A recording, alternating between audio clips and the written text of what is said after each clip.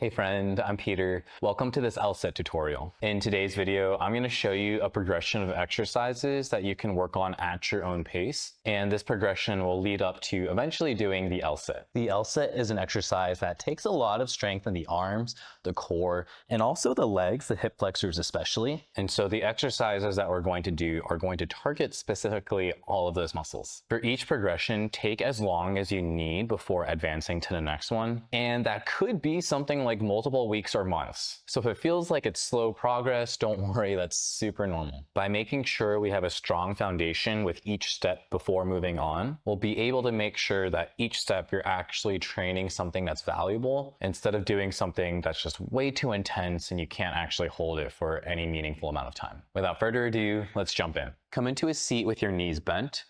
Bring your hands to your mat in front of your hips. Try to keep your hands there as you lean forward. So this leaning forward position is really encouraging core compression. We want to make sure we're really engaging the core to keep this whole area tight. So with this core compression, pick up your right foot, hold here for 2 seconds, and then lower it back down. Continue to repeat this exercise, aiming for 3 sets of 5 reps. And make sure you hit both sides. If it takes you a while to get up to 3 sets of 5 reps, maybe you can only do 1 or 2 at a time. That's totally okay.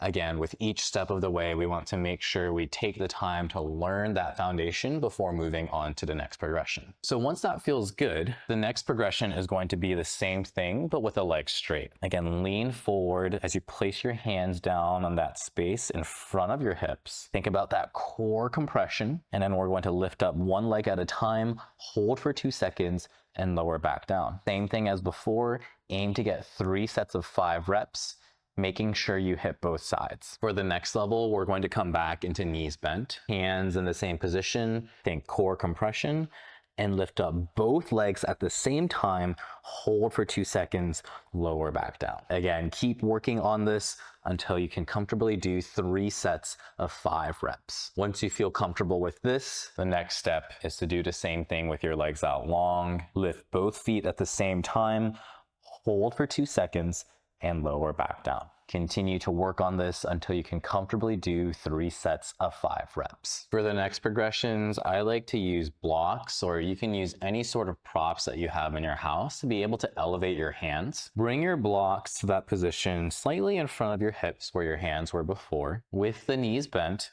placing your hands on your props, push into them to lift up your butt, and then lower back down. Again, think core compression as you move back and forth here. Continue to work on this until you feel like you can comfortably do 3 sets of 8 reps. Once that feels good, we'll move into simply holding this position upright. Really push down into your arms to lift up while keeping the core engaged. Work up to 3 sets of 15 seconds. The next progression is to do the same exercise as we did to start with, but with this position with the arms. So pick up 1 foot at a time, hold for 2 seconds, and lower back down. Make sure you hit both sides, working up to 3 sets of 5 reps. The next level is to do the same thing with the knees straight, lift and hold for 2 seconds, then lower back down, hit both sides, work up to 3 sets of 5 reps. The next progression is where it starts to get exciting.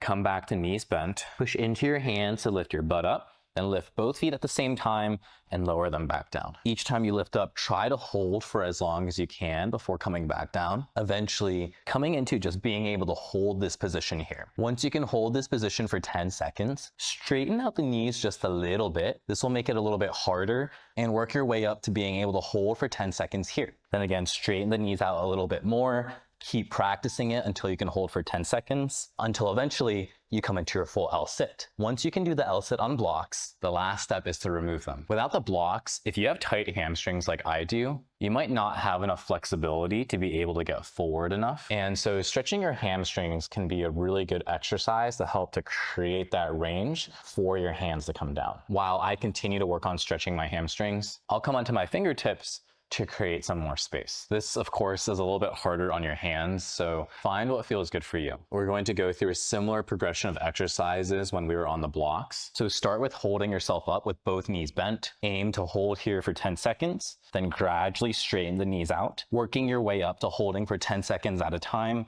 until eventually you straighten your knees out all the way. Those are the progressions you can use step by step to learn your L-sit. And again, remember, it can take a while. If you spend a lot of time in each progression, that's totally okay and normal. Nobody learns the L-sit overnight, and consistency is key. You can save or bookmark this video for later so that you can continue to reference it as you work through all of the progressions. I hope this was helpful, and I'm rooting for you to learn your L-sit. Thank you for watching, and I'll see you in the next one.